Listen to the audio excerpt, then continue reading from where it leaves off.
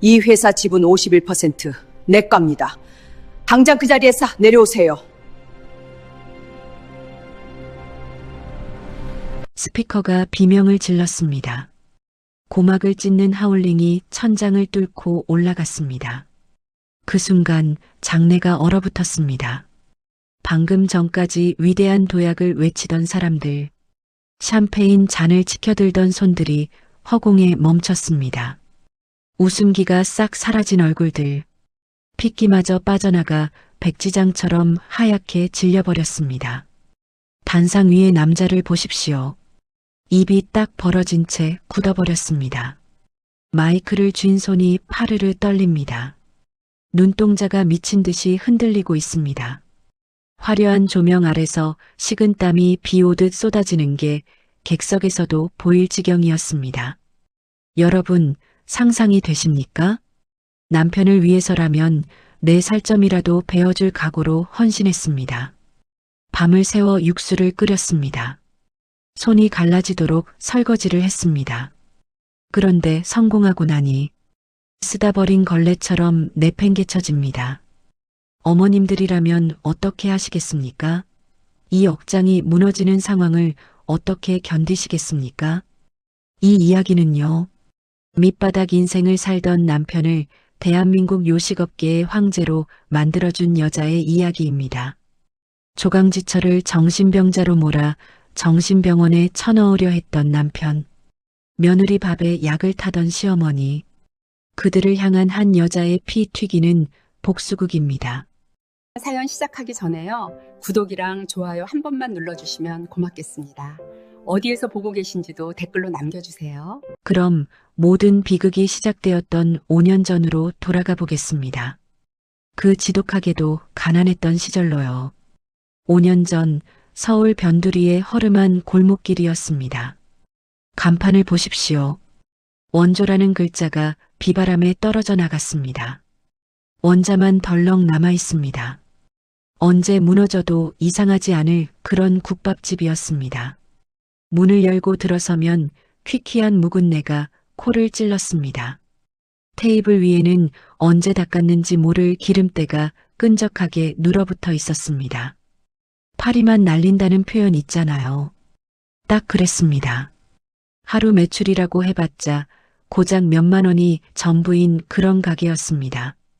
미경은 그때 그 가게에 아르바이트생으로 들어갔습니다. 사실 미경의 정체를 말씀드리자면요. 그녀는 당시 이미 글로벌 프랜차이즈 기업을 운영하던 집안의 외동딸이었습니다. 스스로도 꽤 성공한 사업가였습니다. 하지만 미경은 사람의 겉모습이나 배경보다는 그 사람의 진짜 됨됨이를 보고 싶었습니다.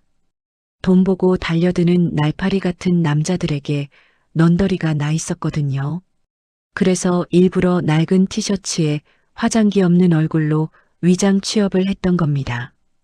그곳에서 민호를 처음 만났습니다. 민호는 그 망해가는 국밥집의 외아들이었습니다. 빚쟁이들이 들이닥쳐 가게 집기를 때려 부쉈습니다. 난장판을 만들어 놓고 갔습니다. 그러면 민호는 아무 말 없이 바닥에 흩어진 깍두기 국물을 걸레로 닦아냈습니다. 그 축 처진 어깨가 얼마나 안쓰러워 보였는지 모릅니다. 어느 날은 장사가 너무 안 돼서 남은 육수를 하수구에 버리는데 그 뒷모습이 그렇게 처량할 수가 없더군요. 민호는 가게 구석에 쭈그리고 앉아 식은 밥에 물을 말아 먹으면서도 미경에게는 이렇게 말했습니다. 미경 씨, 미안해요. 월급 밀려서 내가 꼭 성공해서 미경 씨 맛있는 거 사줄게요. 그러면서 사람 좋게 웃어 보였습니다. 미경은 그 순박해 보이는 눈웃음에 그만 마음을 뺏기고 말았습니다. 아, 이 사람은 가난하지만 마음만은 따뜻하구나. 내가 가진 돈이 아니라 나라는 사람 자체를 아껴줄 사람이구나. 그 착각이 미경의 인생을 송두리째 뒤흔들게 될 줄은 꿈에도 몰랐습니다.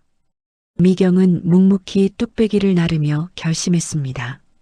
내 힘으로, 내 능력으로 이 남자를 한번 일으켜 세워보겠다고요. 그게 사랑인 줄 알았습니다. 그 어리석은 믿음이 자신을 지옥 불구덩이로 밀어넣는 줄도 모르고 말입니다. 가게는 날이 갈수록 사정이 안 좋아졌습니다. 시어머니 되실방 여사는 주방에서 하루 종일 한숨만 푹푹 쉬어댔습니다. 민호는 비톡촉 전화를 피해 가게 뒷문으로 도망 다니기 일쑤였습니다. 국밥 맛은요. 맹물에 고춧가루만 탄 것 같았습니다. 밍밍했습니다. 손님들은 한 숟가락 뜨고 나면 인상을 찌푸리며 다시는 오지 않았습니다. 도저히 두고 볼 수가 없더군요. 모두가 퇴근하고 캄캄한 어둠이 깔린 새벽. 미경은 몰래 주방으로 들어갔습니다. 미경의 전공이 식품 영양학이기도 했지만 집안 대대로 내려오는 비법 육수 배합 비율을 알고 있었거든요. 커다란 가마솥 뚜껑을 열었습니다. 희멀건 육수가 보글보글 끓고 있었습니다. 미경은 미리 준비해온 천연 조미료와 특제 소스를 비율에 맞춰 솥에 쏟아부었습니다. 그리고 밤새 불 조절을 하며 육수를 달이고 또 달였습니다. 새벽 공기 위로 구수하고 깊은 냄새가 퍼져나가기 시작했습니다. 그 냄새는 단순히 음식 냄새가 아니었습니다. 죽어가던 가게에 심폐소생술을 하는 생명의 숨결이나 다름없었습니다. 다음 날 점심시간, 기적이 일어났습니다. 무심코 들어왔던 택시 기사님 한 분이 국물 한 숟가락을 뜨더니 눈을 동그랗게 뜨는 겁니다. 그러고는 뚝배기 바닥이 뚫릴 기세로 국물을 들이키더니 엄지손가락을 치켜 세웠습니다. 어이, 여기 국물 끝내주네. 사장님, 이거 뭐 넣은 거야? 그 한마디가 시작이었습니다.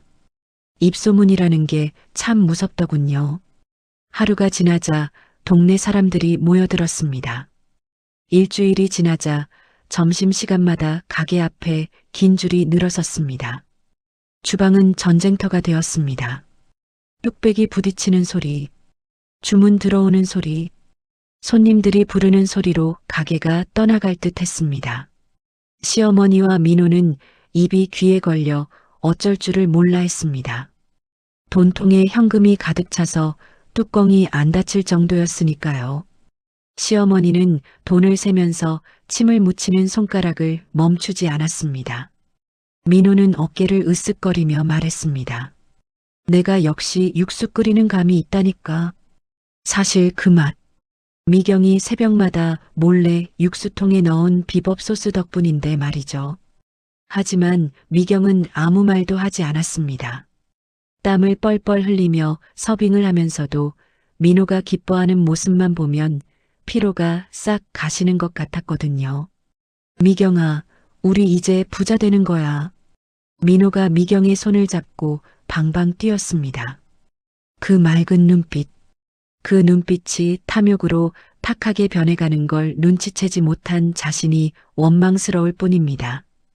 국밥집 대박을 시작으로 민호의 사업은 날개를 달았습니다. 2호점, 3호점, 급기야 민호푸드라는 번듯한 법인까지 설립하게 되었습니다. 방송국에서 취재를 나왔습니다.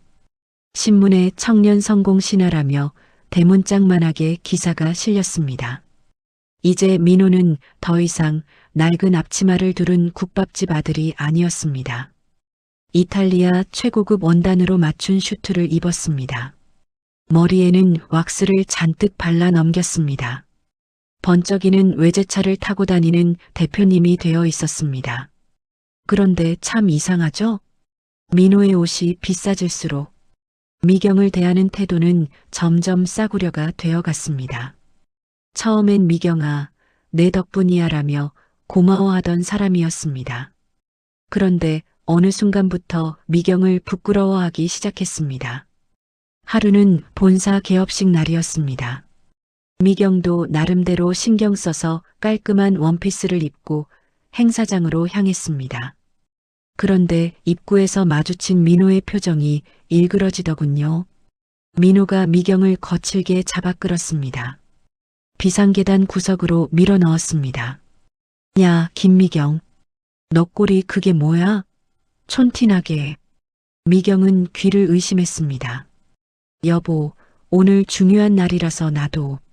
됐고, 사람들 보니까 너는 얼씬도 하지 마. 너 같은 게 내 와이프라고 하면 사람들이 뭐라고 생각하겠어? 국밥집 냄새 난다고. 가슴에 비수가 꽂히는 것 같았습니다. 국밥집 냄새? 그 냄새를 맡아가며 밤새 육수를 끓인 게 누구인데. 민호는 미경을 주방 뒷문으로 난 창고 같은 사무실에 처박아 두었습니다. 너는 그냥 뒤에서 설거지나 관리해. 홀에는 절대 나오지 말고. 알았어?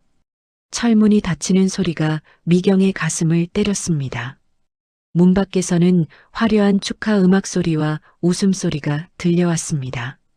미경은 곰팡이 냄새나는 좁은 방에 갇혀 하염없이 눈물만 흘렸습니다. 성공하면 행복해질 줄 알았습니다. 돈이 많아지면 사랑도 더 단단해질 줄 알았습니다.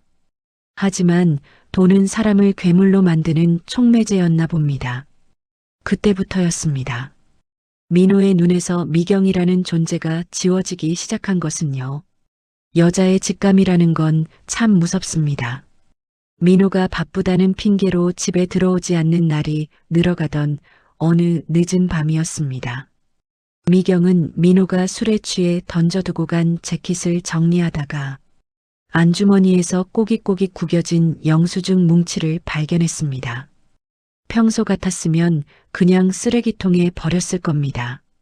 그런데 그날따라 왠지 모르게 손이 떨리더군요. 마치 판도라의 상자를 여는 심정으로 미경은 영수증을 하나하나 펴서 식탁 위에 늘어놓았습니다. 제일 먼저 눈에 들어온 건 이름만 대면 알만한 명품 브랜드의 결제 내역이었습니다. 여성용 핸드백, 다이아몬드 목걸이, 가격이 수백만 원, 아니 1,000만 원을 호가하는 금액들이 찍혀 있었습니다. 거래처 선물인가? 애써 부정하려 했습니다. 하지만 날짜와 시간이 이상했습니다. 크리스마스 이브 자정, 미경의 생일날 저녁, 민호가 중요한 미팅이 있다며 나갔던 바로 그 시간들이었으니까요. 그리고 마지막 영수증을 보는 순간 미경은 숨이 턱 막히고 말았습니다. S호텔 스위트룸 1박, 룸서비스 샴페인 세트. 투숙 인원은 2명. 손끝이 차갑게 식어갔습니다. 심장이 발끝까지 쿵하고 떨어지는 기분이었습니다. 머릿속이 하얗게 변하면서 아무런 생각도 나지 않았습니다. 그저 멍하니 영수증에 찍힌 날짜만 뚫어져라 쳐다보았습니다. 바로 어제였습니다. 민호가 부산 공장에 기계가 고장나서 긴급하게 출장 간다고 했던 그날이었습니다. 부산 공장에 갔다던 사람이 서울 한복판 최고급 호텔 스위트룸에서 샴페인을 마셨다. 그것도 혼자서. 부들부들 떨리는 손으로 민호의 서재에 들어가 노트북을 켰습니다. 법인카드 상세 내역을 조회해 보기 위해서였습니다. 화면에 뜬 내역은 가히 충격적이었습니다. 백화점 여성 의류 매장, 고급 오마카세 식당, 피부과 시술. 이건 사업 비용이 아니었습니다. 누군가와 살림을 차린 게 분명했습니다. 그때 현관문 도어락이 열리는 소리가 들렸습니다. 민호가 들어온 겁니다. 술 냄새와 섞인 낯선 여자의 향수 냄새가 거실로 확 밀려 들어오더군요. 미경은 영수증을 쥔 손을 등 뒤로 감추며 천천히 그를 노려보았습니다. 이제 전쟁이 시작된 겁니다. 그날 이후 민호는 아예 대놓고 뻔뻔한 행보를 보이기 시작했습니다. 어느 날 오후였습니다. 미경이 본사 사무실에 갈 일이 있어 들렀는데 직원들이 수군대는 소리가 들렸습니다. 분위기가 심상치 않았습니다. 미경이 사무실 문을 열고 들어서자 민호 옆에 한 여자가 다리를 꼬고 앉아 있었습니다. 그 여자를 보는 순간 미경은 자신의 코끝을 스쳤던 그 역한 향수 냄새의 주인이 바로 저 여자라는 걸 본능적으로 알 수 있었습니다. 머리부터 발끝까지 명품으로 휘감은 여자. 화려한 보석이 박힌 네일아트를 한 손가락으로 서류를 넘기며 민호와 눈웃음을 주고받고 있더군요. 미경을 본 민호의 표정은 당황은커녕 오히려 귀찮은 파리가 날아들었다는 듯이 잔뜩 찌푸려져 있었습니다. 아, 왔어? 인사해. 이번에 새로 영입한 최지수 기획실장이야. 미국에서 마케팅 공부하고 온 인재라고. 기획실장? 요식업의 요자도 모르게 생긴 여자가 기획실장이라니요. 기가 막혀서 말이 안 나오는데 그 최지수라는 여자가 미경을 위아래로 훑어보더군요. 마치 백화점 매대에 놓인 싸구려 물건을 감정하듯 아주 노골적이고 불쾌한 시선이었습니다. 아, 이분이 사모님이시구나. 말씀 많이 들었어요. 국밥집 서빙부터 하셨다고요? 어머, 손이 정말 거치시네요. 고생 많이 하셨나 봐요. 그 여자는 미경의 트고 갈라진 손을 보며 입술 끝을 살짝 비틀어 웃었습니다. 동정하는 척하지만 그 눈빛 깊은 곳에는 명백한 조소가 담겨 있었습니다. 민호는 한술 더 떴습니다. 당신도 최 실장한테 좀 배워. 언제까지 그렇게 촌스럽게 하고 다닐 거야? 최 실장이 이번에 신메뉴 개발도 맡기로 했으니까 당신은 주방 근처에 얼씬도 하지 말고 집안일이나 신경 써. 미경의 심장이 쿵쾅거리는 소리가 귓가까지 들리는 것 같았습니다. 신메뉴 개발이라니요. 그건 미경이 밤새 연구해서 만든 레시피를 저 여자 이름으로 내겠다는 소리나 다름없었습니다. 미경이 만든 육수, 미경이 배합한 소스, 그 모든 노력의 결실을 저 여자가 가로채려 하고 있었습니다. 하지만 미경은 그 자리에서 소리를 지를 수 없었습니다. 아직은 때가 아니라는 생각, 그리고 도대체 어디까지 갈 작정인지 지켜봐야겠다는 오기가 생겼거든요. 미경은 피가 나도록 주먹을 꽉 쥐며 억지 미소를 지어 보였습니다. 그래요? 잘 부탁해요, 최 실장님. 우리 남편이 사람 보는 눈이 참 탁월하거든요. 회사에서 그런 모욕을 당하고 집으로 돌아오면 집안에는 더 큰 지옥이 기다리고 있었습니다. 시어머니 박 여사의 괴롭힘이 교묘해지기 시작했거든요. 어느 날 저녁이었습니다. 시어머니가 웬일로 따뜻한 삼계탕을 끓여 놓으셨더군요. 에구 며느라, 그동안 내가 좀 심했다. 내가 고생해서 우리 민호가 성공한 건데 이거 먹고 기운 좀 차려라. 평소에는 물 한 잔도 아까워하던 분이 갑자기 태도가 돌변하니 의심스러웠습니다. 하지만 사람 마음이라는 게 참 간사하죠. 그 따뜻한 국물 냄새에 왠지 모를 서러움이 북받쳐 올라 미경은 그릇을 싹 비웠습니다. 그런데 밥을 먹고 난 직후부터 몸이 이상했습니다. 눈꺼풀이 천근만근 무거워졌습니다. 혀가 꼬이는 느낌이 들었습니다. 마치 손뭉치로 머릿속을 꽉 채운 것처럼 몽롱하고 어지러웠습니다. 미경이 비틀거리며 거실 소파에 쓰러지듯 눕자 시어머니가 기다렸다는 듯이 전화기를 들더군요. 그녀의 목소리는 걱정하는 척했지만 입가에는 섬뜩한 미소가 걸려 있었습니다. 아이고 형님, 우리 며느리가 또 이러네요. 네, 벌써 며칠째예요. 횡설수설하고 사람도 못 알아보고 아무래도 치매기가 있는 것 같아요. 네, 젊은 애가 벌써 노망이 났나 봐요. 이걸 요양원에 보내야 할지 정신병원을 알아봐야 할지 미경은 소리를 치고 싶었습니다. 아니에요. 어머니가 밥에 약을 탔잖아요. 라고 외치고 싶었지만 혀가 마비된 듯 말이 나오지 않았습니다. 그저 짐승 같은 신음소리만 흘러나왔습니다. 시어머니는 미경의 뺨을 톡톡 치며 나직하게 속삭였습니다. 그러게 진작 나갔으면 좋았잖아. 곱게 나갈 것이지 왜 버텨서 이 꼴을 당해?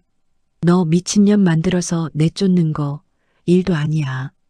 알겠니? 희미해져가는 의식 속에서 시어머니의 그 악마 같은 얼굴이 클로즈업 되듯 다가왔습니다. 억울함에 눈물이 주르륵 흘러내렸지만 손가락 하나 까딱할 힘조차 남아있지 않았습니다.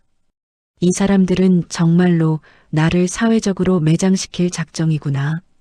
뼛속까지 스며드는 공포가 전신을 휘감았습니다. 며칠 뒤 미경은 민호의 지시로 땡볕 아래서 세차를 하고 있었습니다. 손 세차 맡기면 기스나니까 내가 직접 해. 꼼꼼하게. 민호가 던지고 간 걸레를 들고 땀을 뻘뻘 흘리며 차를 닦는데 운전석 시트 밑으로 뭔가 반짝이는 게 보였습니다. 메모리 카드였습니다. 블랙박스에서 빠져나와 굴러다니던 것 같더군요. 순간 머릿속에 번개 같은 생각이 스쳤습니다. 민호가 항상 블랙박스 영상을 주기적으로 삭제한다는 걸 알고 있었거든요. 혹시 지우는 걸 깜빡한 게 아닐까? 미경은 떨리는 손으로 메모리 카드를 집어들어 낡은 노트북에 꽂았습니다. 파일들을 훑어보다가 바로 어젯밤 날짜로 저장된 영상을 클릭했습니다. 화면은 어두웠습니다. 하지만 차 안의 대화 소리는 소름 끼칠 정도로 선명하게 들려왔습니다. 민호와 최지수의 목소리였습니다. 자기야, 그 아줌마 언제 처리할 거야? 나 이제 지겨워 죽겠어. 여자의 애교 섞인 투정에 민호가 낄낄거리며 대답했습니다. 조금만 기다려.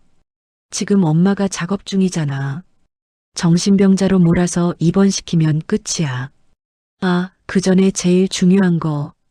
뭐? 그 맞는 간장 배합 비율? 그래. 그거 하나만 알아내면 돼. 그 여자가 주방 비밀 금고에 적어놨을 텐데. 그거 찾고 나면 바로 이혼 도장 찍게 하고 빈털터리로 쫓아낼 거야. 너랑 나랑 그 기술로 해외 진출해서 떵떵거리고 사는 거지. 영상을 보는 내내 미경의 손은 부들부들 떨리다 못해 마비가 올 지경이었습니다. 단순한 바람이 아니었습니다. 이건 미경의 인생을 훔치려는 도둑질이었습니다. 미경을 철저히 이용해 먹고 버리려는 범죄 모의였습니다. 눈물이 날 줄 알았습니다. 그런데 아니었습니다. 오히려 차가운 분노가 가슴 밑바닥에서부터 끌어올랐습니다. 내 기술로 해외 진출? 내가 만든 솥으로 너희들이 호의호식하겠다고?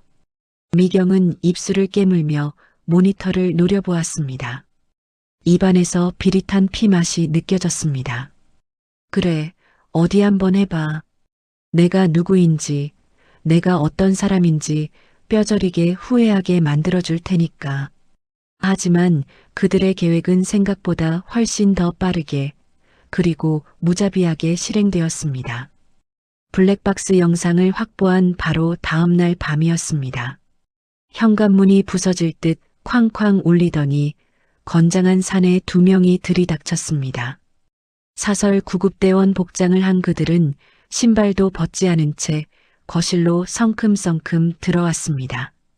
김미경 환자 보호자분 요청받고 왔습니다. 가시죠. 미경은 뒷걸음질 치며 소리쳤습니다. 누구세요? 저 안 미쳤어요. 이거 가택 침입이야, 나가. 하지만 그들은 미경의 말을 들은 척도 하지 않았습니다. 뒤이어 들어온 민호가 차가운 표정으로 동의서를 흔들어 보였습니다. 여보, 아프면 병원을 가야지.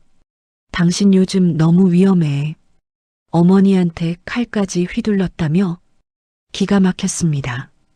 칼을 휘둘러요? 거짓말도 정도껏 해야지. 이건 완벽한 조작이었습니다.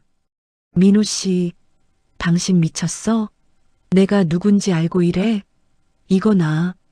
사내들이 미경의 양팔을 거칠게 낚아챘습니다. 팔이 꺾이는 고통에 비명이 터져 나왔습니다. 발버둥을 쳤지만 건장한 남자 둘을 당해낼 재간이 없었습니다. 시어머니는 방문 틈으로 그 광경을 지켜보며 혀를 차고 있었습니다. 쯔쯔, 진작에 말을 들었으면 좋았을걸. 가서 약 좀 먹고 정신 좀 차려라. 그들은 미경을 짐짝처럼 들어올려 현관 밖으로 끌고 나갔습니다. 엘리베이터가 올라오고 있었습니다. 저 문이 열리고 1층에 대기 중인 구급차에 타는 순간 미경은 세상과 격리될 게 뻔했습니다. 절체절명의 순간 미경은 사력을 다해 남자 한 명의 팔뚝을 이빨로 물어뜯었습니다. 남자가 고통의 팔을 푼 틈을 타 미경은 신발도 신지 못한 맨발로 비상계단을 향해 뛰었습니다. 뒤에서 욕설과 함께 쫓아오는 발소리가 들렸습니다. 심장이 터질 것 같았지만 멈출 수 없었습니다. 10층에서 1층까지 계단을 구르다시피 뛰어내려갔습니다. 찢어진 발바닥에서 피가 흘러나왔지만 고통을 느낄 새도 없었습니다. 어두운 골목길로 숨어들어 쓰레기 더미 뒤에 웅크리고 앉아 숨을 죽였습니다. 저 멀리서 어디 갔어? 찾아. 라고 소리치는 민호의 목소리가 들렸습니다.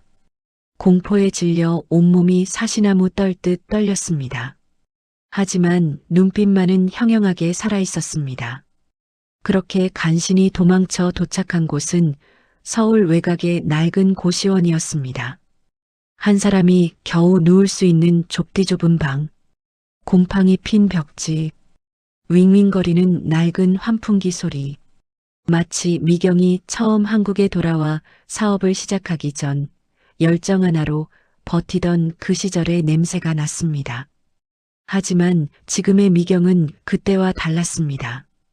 더 이상 사랑에 눈먼 바보가 아니었으니까요. 미경은 며칠간 물만 마시며 버티다가 옷 속에 숨겨나왔던 비상용 휴대폰을 꺼냈습니다. 이 폰은 미경의 원래 신분, 그러니까 글로벌 푸드 그룹 회장 김미경으로서만 사용하는 비밀 회선이었습니다. 전원을 켜자마자 수십 통의 부재중 전화와 메시지가 쏟아졌습니다.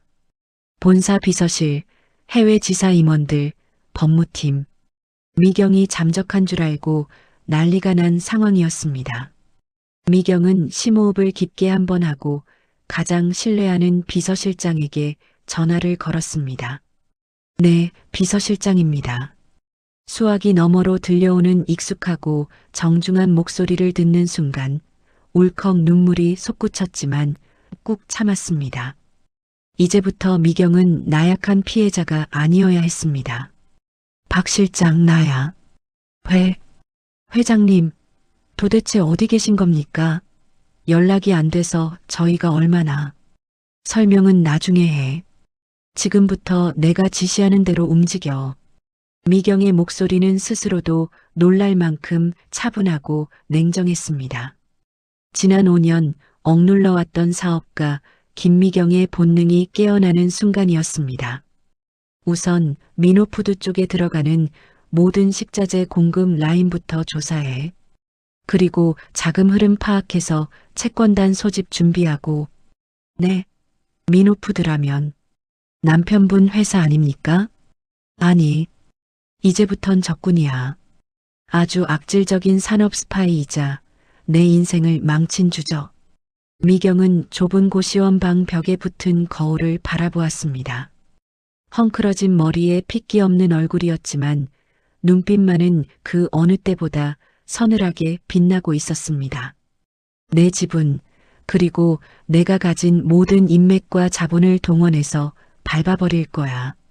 숨통을 조여서 제 발로 기어와 빌게 만들 거라고. 준비해. 전화를 끊고 창밖을 내다보았습니다. 저 멀리 화려한 네온 사인이 번쩍이는 도시가 보였습니다. 기다려라, 강민호, 박여사, 그리고 최지수. 당신들이 건드린 게 누군지, 당신들이 짓밟은 게 단순한 며느리가 아니라 거대한 산이었다는 걸 이제부터 뼈저리게 가르쳐 줄 테니까. 어둠 속에서 진짜 여왕의 전쟁은 그렇게 시작되었습니다. 미경이 사라지고 난 뒤 민호의 일상은 오히려 더 화려해졌습니다. 박 실장이 보내준 보고서와 사진들을 보니 민호는 미경이 없는 자유를 마음껏 만끽하고 있었습니다. 강남의 고급 펜트하우스로 거처를 옮겼습니다. 최지수와 함께 매일같이 파티를 열었습니다. 사진 속에서 민호는 샴페인 잔을 높이 들고 세상을 다 가진 듯한 표정을 짓고 있었습니다. 그의 옆에는 최지수가 딱 달라붙어 콧노래를 부르고 있었습니다. 이제야 숨통이 좀 트이네. 그 칙칙한 여자가 없으니까 집안 공기부터 다르지 않아? 그들은 미경의 흔적을 지우는 것에 그치지 않았습니다. 아예 미경이라는 사람을 웃음거리로 소비하고 있었습니다. 직원들 앞에서도 와이프가 정신이 좀 나가서 요양 보냈다며 태연하게 거짓말을 늘어놓았습니다. 하지만 그들의 축제는 그리 오래가지 못했습니다. 미경이 움직이기 시작했으니까요. 가장 먼저 손을 댄 건 돈줄이었습니다. 민호푸드의 급성장 뒤에는 사실 미경의 보증과 미경의 인맥으로 연결된 투자자들이 있었습니다. 그들은 김미경이라는 이름 하나만 믿고 자금을 대준 사람들이었습니다. 미경이 비서실을 통해 투자 회수 의향을 넌지시 비치자마자 반응은 즉각적이었습니다. 어느 날 아침 민호가 출근해서 마주한 건 책상 위에 산더미처럼 쌓인 상환 독촉장들이었습니다. 이게 다 뭐야? 갑자기 웬 상환? 어제까지만 해도 만기 연장해주겠다고 했잖아. 민호가 얼굴을 붉히며 소리쳤습니다. 하지만 재무팀장은 고개만 푹 숙인 채 떨고 있었습니다. 그게 주요 투자사들이 갑자기 입장을 바꿨습니다. 자금 사정이 어렵다면서 당장 회수하겠다고. 그뿐만이 아니었습니다. 미경이 두 번째로 끊어버린 건 재료였습니다. 민호푸드의 핵심 경쟁력인 육수와 소스에 들어가는 특수 식자재들. 그건 미경이 오랫동안 거래해온 산지 직송 라인이었습니다. 미경이 전화를 걸어 공급 중단을 지시하자 전국의 거래처들이 일제히 등을 돌렸습니다. 대표님, 큰일 났습니다. 부산 공장이 멈췄답니다. 고춧가루랑 엑기스 납품이 전면 중단됐어요. 민호의 사무실은 하루아침에 아비규환이 되었습니다. 전화벨 소리가 쉴 새 없이 울려댔습니다. 가맹점주들이 몰려와 재료가 안 들어와서 장사를 못한다며 멱살을 잡는 사태까지 벌어졌습니다. 민호는 영문도 모른 채 발을 동동 구르고 있었습니다. 도대체 누가 방해하는 거야? 어떤 놈이 뒤에서 장난질을 치는 거냐고. 민호는 씩씩거리며 허공에 대고 주먹질을 해댔습니다. 하지만 그 어떤 놈이 바로 자신이 내쫓으려 했던 아내라는 사실은 꿈에도 상상하지 못하고 있었습니다. 자금난과 원료 공급 중단으로 피가 마를 대로 마른 민호. 지금이 딱 좋은 타이밍이었습니다. 쥐도 궁지에 몰리면 고양이를 문다고 하지만 더 큰 미끼를 던져주면 덥석 물게 되어 있거든요. 미경은 자신의 정체를 숨긴 페이퍼 컴퍼니 하나를 급조했습니다. 이름하여 MK홀딩스. 그리고 아주 매력적인, 아니 거절할 수 없는 제안서를 민호에게 보냈습니다. 민호푸드의 지분 30%를 담보로 긴급 자금 50억 원을 수혈해주겠다. 단 경영권은 보장한다. 벼랑 끝에 몰려있던 민호에게 이 제안은 하늘에서 내려온 동아줄이나 다름없었습니다. 미팅 장소는 시내의 한 고급 일식집이었습니다. 미경은 대리인을 내보냈고 옆방에서 도청 장치로 모든 상황을 듣고 있었습니다. 민호와 최지수 그리고 시어머니까지 총출동했더군요. 아이고 감사합니다. 정말 감사합니다. 저희 회사가 잠시 일시적인 어려움을 겪는 거지 기술력 하나는 끝내주거든요. 시어머니 박 여사의 목소리가 들떠서 파르르 떨리고 있었습니다. 50억이라는 숫자에 눈이 멀어 계약서의 독소 조항 따위는 보이지도 않는 모양이었습니다. 사실 그 계약서 구석에는 아주 작은 글씨로 이런 조항이 있었습니다. 단 한 개월 내에 원금 상환이 이루어지지 않을 시 담보로 잡힌 지분은 물론이고 대표이사의 개인 자산 및 경영권 일체를 MK홀딩스로 귀속한다. 여기 도장 찍으시면 됩니다. 대리인의 차분한 목소리에 이어 인주를 찍는 소리가 들렸습니다. 민호가 덜덜 떨리는 손으로 계약서에 도장을 찍은 겁니다. 그 소리가 미경에게는 마치 단두대에 칼날이 떨어지는 소리처럼 통쾌하게 들렸습니다. 자, 이제 살았다. 지수야, 우리 오늘 파티해야지. 어머니, 한복 새로 맞추러 가시죠. 민호의 들뜬 목소리. 시어머니는 덩실덩실 어깨춤까지 추는 듯 했습니다. 그럼 우리 아들이 최고지. 그깟 며느리년 없어도 이렇게 잘 풀리는 걸. 옆방에서 그 소리를 듣고 있던 미경은 찻잔을 조용히 내려놓으며 차가운 미소를 지었습니다. 그래요. 실컷 웃어두세요. 그 웃음이 비명으로 바뀌는 건 정확히 한 달 뒤일 테니까요. 한 달이라는 시간은 생각보다 빠르게 흘러갔습니다. 민호는 빌린 50억으로 급한 불을 끄는데 급급했습니다. 하지만 미경은 그 돈이 헛된 곳으로 줄줄 새어나가도록 손을 써둔 상태였습니다. 그리고 그 혼란한 틈을 타 미경은 최지수에게 접근했습니다.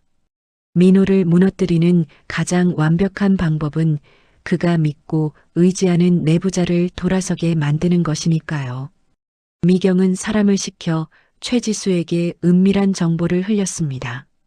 민호푸드 곧 부도난데 대표이사 구속될 수도 있다던데 너도 공범으로 엮이기 싫으면 살 길 찾아야지. 그 여자는 역시나 영악했습니다. 민호와의 사랑? 그딴 건 애초에 없었습니다. 그녀에게 중요한 건 오로지 돈과 자신의 안위뿐이었습니다. 그녀는 살기 위해 민호의 뒤통수를 칠 준비를 하기 시작했습니다. 어느 날 밤 미경은 해킹해둔 회사 내부 메신저를 통해 그녀가 경쟁업체와 접촉하는 정황을 포착했습니다. 강민호 대표가 가진 원천 레시피 파일, 제가 USB에 담아 빼돌릴 수 있어요. 대신 제 자리는 보장해 주시는 거죠? 그녀는 민호 몰래 회사의 기밀을 빼돌려 팔아넘길 계획을 세우고 있었습니다. 그토록 믿었던 내연녀가 자신의 등에 칼을 꽂으려 한다는 사실. 민호가 이걸 알게 되면 어떤 표정을 지을지 정말 궁금하더군요. 하지만 미경은 그걸 민호에게 알려주지 않았습니다. 오히려 방관했습니다. 그녀가 범죄를 저지르는 순간을 기다렸다가 두 사람을 한꺼번에 올가맬 결정적인 증거로 쓰기 위해서였습니다. CCTV 화면 속에서 늦은 밤 사무실에 몰래 들어와 컴퓨터를 켜는 최지수의 모습, 떨리는 손으로 USB를 꽂고 파일을 복사하는 그 모든 과정이 고스란히 녹화되고 있었습니다. 잘한다, 최지수. 조금만 더 깊은 수렁으로 들어가. 미경은 모니터를 보며 나직하게 중얼거렸습니다. 배신으로 맺어진 관계는 결국 또 다른 배신으로 파국을 맞는 법이라는 걸 그들은 몸소 증명하고 있었습니다. 운명의 날이 다가오고 있었습니다. 민호는 MK홀딩스와의 계약 조건에 따라 자신이 그룹 회장으로 취임하는 성대한 행사를 기획하고 있었습니다. 겉으로는 화려한 취임식이지만 사실은 빚잔치를 가리기 위한 마지막 발악이나 다름없었습니다. 민호는 정재계 인사들을 대거 초청했습니다. 언론사 기자들까지 불러 모았습니다. 자신이 건재하다는 걸 세상에 과시하고 싶어 안달이 난 상태였습니다. 그리고 민호는 아주 오만하게도 미경에게 초대장을 보냈습니다. 어느 날 고시원 우편함에 꽂혀있던 금박 봉투. 그 안에는 강민호 회장 취임식이라는 거창한 문구와 함께 민호의 친필 메모가 들어있었습니다. 오갈 데 없으면 와서 밥이나 먹고 가. 예정을 생각해서 특별히 초대하는 거야. 올 때 옷은 좀 제대로 입고 오고. 냄새나면 곤란하니까. 메모를 읽는 미경의 손이 부들부들 떨렸습니다. 미경을 거지 취급하며 자신의 성공을 미경 면전에서 자랑하고 싶었던 겁니다. 미경을 짓밟고 올라선 그 자리에서 미경을 조롱하며 마지막 승리감을 맛보겠다는 저열한 신보였습니다. 하지만 민호는 몰랐습니다. 이 초대장이 자신의 무덤으로 들어오라는 신호탄이 될 줄은요. 미경은 초대장을 구겨 쓰레기통에 던지는 대신 곱게 접어 가방에 넣었습니다. 그래, 가주마. 내가 그렇게 원한다면 최고의 하객이 되어주지. 미경은 거울을 보며 머리를 질끈 묶었습니다. 그리고 오랫동안 묵혀두었던 옷장 깊숙한 곳에서 회장 시절 입었던 정장을 꺼냈습니다. 비록 지금은 약간 구겨졌지만 그 옷에 배어있는 기품과 카리스마는 여전했습니다. 이제 쇼타임이 시작될 차례였습니다. 드디어 취임식 당일. 행사장인 특급 호텔 그랜드 볼룸은 화려함의 극치였습니다. 입구부터 늘어선 화환들, 반짝이는 샹들리에, 그리고 값비싼 턱시도와 드레스를 입은 하객들. 민호는 단상 아래서 하객들과 악수를 하며 입이 귀에 걸려 있었습니다. 그 옆에는 최지수가 마치 안주인이라도 된 양 화려한 이브닝 드레스를 입고 거드름을 피우고 있었습니다. 시어머니 박 여사는 금색 한복을 차려입고 동네방네 자랑을 하고 다녔습니다. 아유, 우리 아들이 드디어 회장이 됐어요. 내가 이 날을 얼마나 기다렸는지 몰라. 미경은 행사장 구석, 기둥 뒤에 숨어 그 꼴을 지켜보고 있었습니다. 아직은 나설 때가 아니었습니다. 미경은 일부러 허름한 점퍼를 걸치고 모자를 푹 눌러 쓴 채였습니다. 미경을 알아본 몇몇 직원들이 수군거리는 소리가 들렸습니다. 저기, 사모님 아니야? 맞네. 헐, 저 꼴 좀 봐. 진짜 쫓겨나서 거지가 됐나 봐. 미쳤나 봐. 여길 왜 와? 망신당하려고 작정했나? 그때 민호가 미경을 발견했습니다. 민호의 눈이 동그랗게 커지더니 이내 비릿한 조소를 머금고 미경에게 다가왔습니다. 야, 김미경. 진짜 왔냐? 밥 얻어먹으러? 민호는 미경의 옷차림을 훑어보며 혀를 찼습니다. 거짓골을 하고 와서 내 얼굴에 먹칠할 셈이야? 그래도 예정이 있어서 밥은 주려고 했는데 안 되겠다. 경호원들 불러서 내쫓기 전에 조용히 식권이나 받고 꺼져. 민호는 주머니에서 10,000원짜리 식권 한 장을 꺼내 미경의 가슴팍에 툭 던졌습니다. 종이 쪼가리가 힘없이 바닥으로 떨어졌습니다. 최지수가 옆에서 킬킬거리며 웃었습니다. 어머 오빠, 너무하다. 그래도 조강지처였는데 밥은 먹게 해주지. 아줌마 저기 가서 뷔페 남은 거라도 좀 싸달라고 해요. 모욕감에 치가 떨렸습니다. 하지만 미경은 바닥에 떨어진 식권을 줍지 않았습니다. 대신 천천히 고개를 들어 그들의 눈을 똑바로 쳐다보았습니다.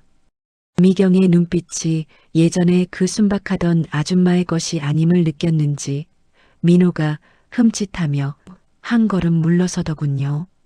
너, 눈빛이 왜 그래? 미경은 입가에 서늘한 미소를 띠며 나직하게 말했습니다. 식권은 필요 없어. 내가 먹으러 온 건 밥이 아니거든. 뭐, 그게 무슨 소리야? 내가 그토록 원하던 그 회장 자리, 그거 먹으러 왔다고. 그 순간 사회자의 목소리가 장내에 울려 퍼졌습니다. 자, 그럼 지금부터 강민호 신임 회장의 취임사를 듣도록 하겠습니다. 민호는 찜찜한 표정으로 미경을 한번 흘겨보더니 옷매무새를 다듬으며 단상 위로 올라갔습니다. 스포트라이트가 그를 비추고 박수 소리가 쏟아졌습니다. 미경은 천천히 점퍼 지퍼를 내렸습니다.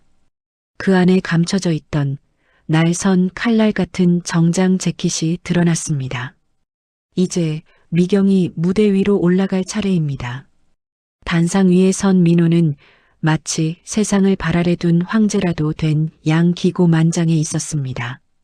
존경하는 내외 귀빈 여러분, 오늘 이 자리에 서게 되어 영광입니다. 저는 맨손으로 시작해 이 자리까지. 그의 뻔뻔한 거짓말이 스피커를 타고 흘러나오는 순간 미경은 천천히 단상을 향해 걸어갔습니다. 경호원들이 미경을 제지하려 달려들었습니다. 하지만 미경은 품에서 미리 준비해둔 명함, 지갑을 꺼내어 제일 앞에 서 있던 경호팀장의 눈앞에 들이밀었습니다. 금색으로 MK그룹 회장 김미경이라는 이름이 박힌 명함. 경호팀장은 명함을 보자마자 흠칫 놀라더니 믿을 수 없다는 표정으로 미경과 명함을 번갈아 쳐다보았습니다. 그는 미경의 정체를 알고 있었습니다. 미경이 미리 섭외해둔 보안업체였거든요. 그는 조용히 고개를 끄덕이며 길을 터주었습니다. 달려들던 다른 경호원들에게 물러나라는 수신호를 보냈습니다. 민호는 아직 상황 파악이 안 된 채 연설을 이어가고 있었습니다. 앞으로 우리 민호푸드는 글로벌 기업으로. 그때였습니다. 미경이 단상 위로 성큼성큼 올라가 민호의 마이크를 낚아챘습니다. 갑작스러운 난입에 장내는 일순간 정적에 휩싸였습니다. 민호는 당황하여 눈을 껌뻑거렸습니다. 김미경, 너 미쳤어? 여기가 어디라고 기어 올라와. 당장 안 내려가. 민호가 쉰 목소리로 소리치며 미경의 팔을 잡으려 했습니다. 하지만 미경은 그 손을 거칠게 뿌리쳤습니다. 그리고 마이크를 잡고 또렷한 목소리로 말했습니다. 글로벌 기업이요? 남의 돈 떼먹고 조강지쳐 내쫓고 남의 기술 훔쳐서 만든 회사가 글로벌 기업이 될 수 있다고 생각하십니까? 장내는 웅성거림으로 가득 찼습니다. 하객들이 수군거리는 소리가 파도처럼 밀려왔습니다. 뭐야? 저 여자 누구야? 조강지처라니? 강 회장 이혼했다며? 민호의 얼굴은 홍당무처럼 붉어졌다가 이내 흑빛으로 변했습니다. 이 여자가 돌았나? 경호원, 뭐해? 당장 이 미친 여자 끌어내. 하지만 경호원들은 꿈쩍도 하지 않았습니다. 오히려 그들은 단상을 에워싸며 미경을 보호하는 대형을 갖추었습니다. 민호가 악을 쓰며 발을 구르던 그때 무대 뒤편의 거대한 스크린 화면이 바뀌었습니다. 민호푸드 최대 주주 변경 공식. 화면 가득 붉은 글씨로 뜬 그 문구를 본 순간 민호의 눈동자가 흔들리기 시작했습니다. 일대 주주 MK홀딩스 지분 51%, 그리고 그 밑에 작은 글씨로 적혀 있던 실소유주 이름. 대표 김미경. 민호는 스크린과 미경을 번갈아 보며 뒷걸음질 쳤습니다. 김미경? 내가 왜? MK홀딩스가 너라고? 말도 안 돼. 내가 무슨 돈으로? 미경은 민호를 향해 천천히 다가갔습니다. 하이힐 소리가 단상 위에 또각또각 울려 퍼질 때마다 민호의 어깨가 움츠러들었습니다. 왜 말이 안 돼? 내가 만든 육수, 내가 만든 소스 팔아서 번 돈, 다 어디서 왔다고 생각했어? 내가 잘나서? 천만에. 그 뒤에 내가 있었어. 미경은 마이크를 내려놓고 육성으로 민호에게 쏘아붙였습니다. 내가 그토록 자랑하던 비법 소스. 그거 우리 MK그룹식품연구소에서 내가 직접 개발한 거야. 내가 너 사랑해서 너 기 좀 살려주려고 몰래 내 기술 쓴 거라고. 그런데 그걸 훔쳐? 그리고 나를 버려? 민호는 다리가 풀린 듯 그 자리에 주저앉았습니다. 거짓말이야. 너 그냥 국밥집 알바였잖아. 고아라며. 사람 됨됨이 좀 보려고 연기 좀 했더니 아주 끝까지 속아 넘어가더구나. 내가 쓴 그 가면처럼 나도 가면 하나 썼을 뿐이야. 근데 넌 가면을 벗으니까 괴물이 나왔고, 난 가면을 벗으니까 주인이 나온 거지. 그 차이야. 객석에 앉아있던 시어머니 박 여사가 비명을 지르며 뛰쳐나왔습니다. 아니야. 이거 사기야. 내 아들 회사를 내가 왜 먹어. 이 도둑년아. 그녀가 단상으로 기어 올라오려 했습니다. 하지만 경호원들에게 가로막혀 바닥에 나뒹굴었습니다. 놓으라고. 내가 누군 줄 알아. 나 회장 엄마야. 바닥에서 버둥거리는 그녀의 꼴은 처참하기 그지없었습니다. 한복 치마가 뒤집어지고 머리는 산발이 된 채 악을 쓰는 모습. 그토록 고고한 척하던 사모님의 위엄은 온데간데 없었습니다. 미경은 그 모습을 싸늘하게 내려다보며 한마디 던졌습니다. 회장 엄마, 착각하지 마세요. 당신 아들은 이제 회장이 아니라 횡령범일 뿐이니까. 그때 행사장 뒤편 문이 활짝 열리며 정복을 입은 경찰들이 들이닥쳤습니다. 서울지방경찰청입니다. 최지수 씨 되십니까? 단상 아래서 입을 벌리고 구경하던 최지수가 소스라치게 놀라며 뒷걸음질 쳤습니다. 저요? 왜요?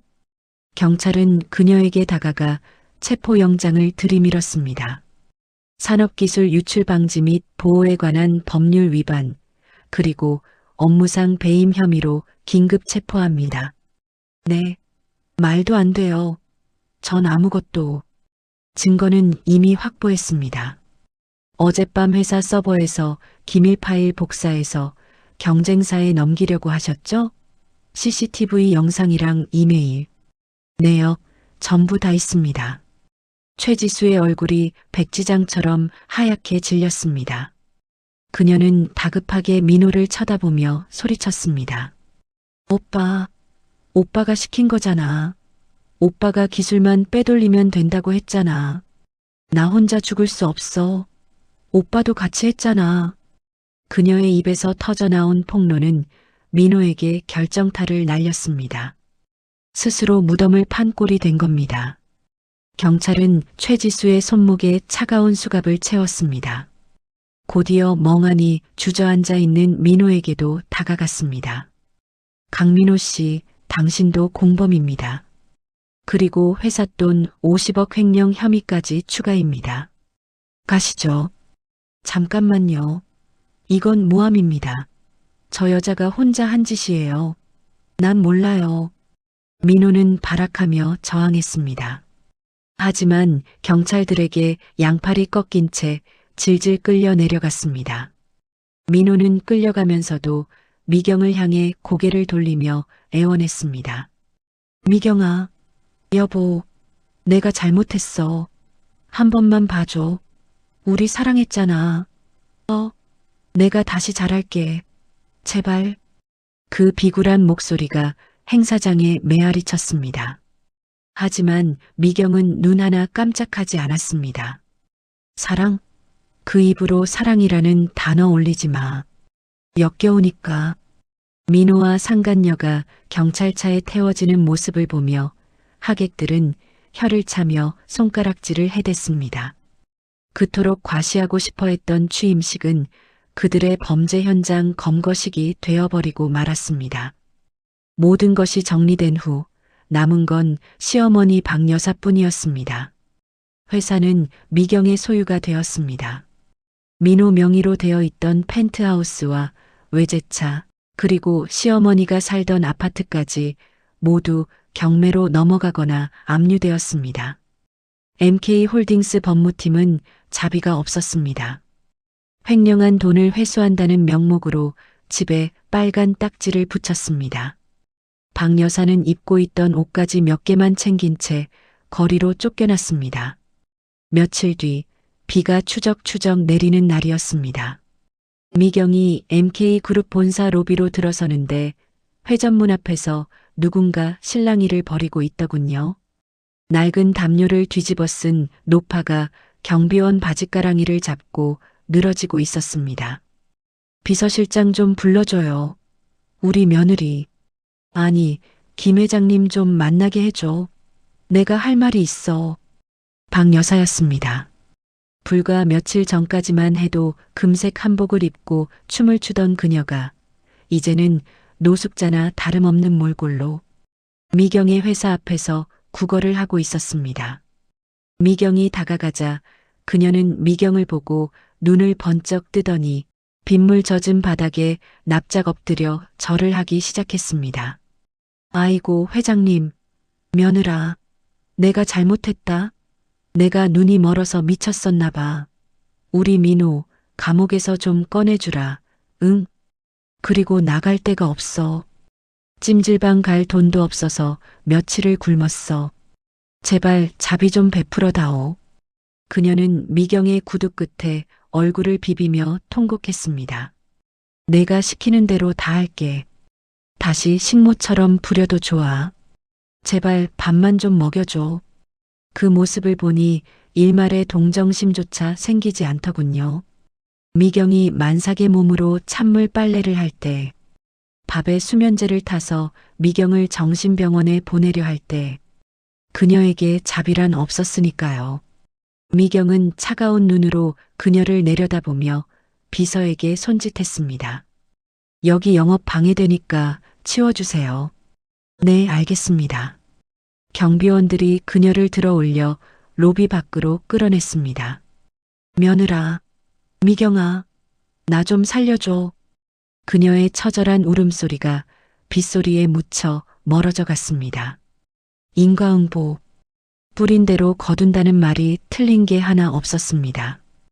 1년이라는 시간이 흘렀습니다. 계절은 다시 봄이 되었습니다. 세상은 언제 그랬냐는 듯 평온하게 돌아가고 있었습니다. 미경은 민호푸드를 MK그룹의 정식 계열사로 편입시켰습니다. 브랜드 이름을 MK키친으로 바꾸었습니다. 그리고 원래 하려고 했던 대로 전 세계에 한식의 맛을 알리는 글로벌 프로젝트를 성공적으로 런칭했습니다. 오늘은 미국 뉴욕 지사 오픈식이 있는 날입니다. 인천공항 출국장, 통유리 너머로 맑게 갠 파란 하늘이 보였습니다. 미경은 선글라스를 고쳤으며 한 손에는 여권을, 다른 한 손에는 서류 가방을 들고 서 있었습니다. 그때 뒤에서 누군가 부드러운 목소리로 미경을 불렀습니다. 김 회장님, 체크인 끝났습니다. 가시죠. 돌아보니 미경의 사업 파트너이자 든든한 조력자가 되어준 강 이사가 환한 미소로 서 있었습니다. 지난 1년간 미경이 힘들 때마다 묵묵히 곁을 지켜준 진짜 어른스럽고 따뜻한 사람이었습니다. 네, 가요. 미경은 그를 향해 마주 웃어주었습니다. 문득 주머니 속에 있던 휴대폰이 진동했습니다. 교도소에서 온 편지 알림이었습니다. 보나 마나 강민호가 보낸 가석방 탄원서 부탁 편지겠죠. 미경은 내용을 확인하지도 않고 삭제 버튼을 눌렀습니다. 이제 미경의 인생에서 그들은 완전히 지워진 의미 없는 존재들이니까요. 출국 게이트를 향해 걸어가는 미경의 발걸음은 그 어느 때보다 가볍고 경쾌했습니다. 과거의 상처는 아물어 굳은 살이 되었습니다.